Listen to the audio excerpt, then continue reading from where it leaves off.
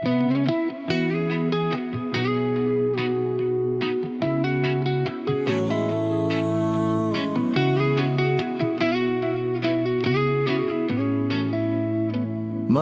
mga bagay sa aking pagkatao na di ko kayang aminin. Pasensya na o minsan sobrang hirap kong basahin.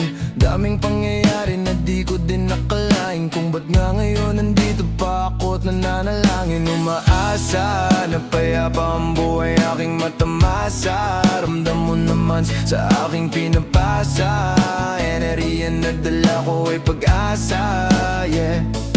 Di ko din alam ba't kailangan nating maging alipin sa mundong napakalawak. Kasarin hanapin kailanman, hindi na nga kung may malinis na hangarin pa rin ang magwawagi sa dulo at pagpapalain. Pagpatuloy mo lang kahit madapakan ng paulit-ulit, huwag kang sumuko, habaan mo lang ang pasensya mo at sipagan mo pa. Lagay mo sa isipan mo may gabay ni Ama. Ayos lang maligaw, huwag mag-alala, di madaling hanapin yung ikaw. Ganyan talaga sa sobrang daming pwedeng matanaw. Nakakatanga, mahalaga nandito ka ngayon at tumingala. Ang kalakip nun ay pag-asa na payapang buhay pwedeng matamasa. Ang bilis ng panahon di mo mabasa, paubayan na lang natin sa tadhana, yeah. Ako'y palaging umaasa na payapang buhay aking matamasa.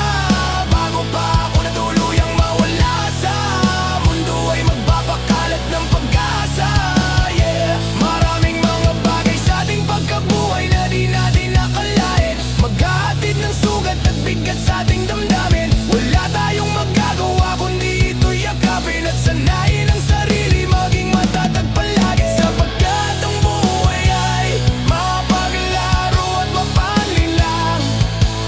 Hanggat humihinga ka pa'y may chance masaktan, pero ganon pa man kahit pa di kagan. Ang pagkabuhay sa pamamagitan ng pagmamahal. Ang pagkabuhay ay mapaglaro at mapanlinlang. Hanggat humihinga ka pa'y may chance masaktan.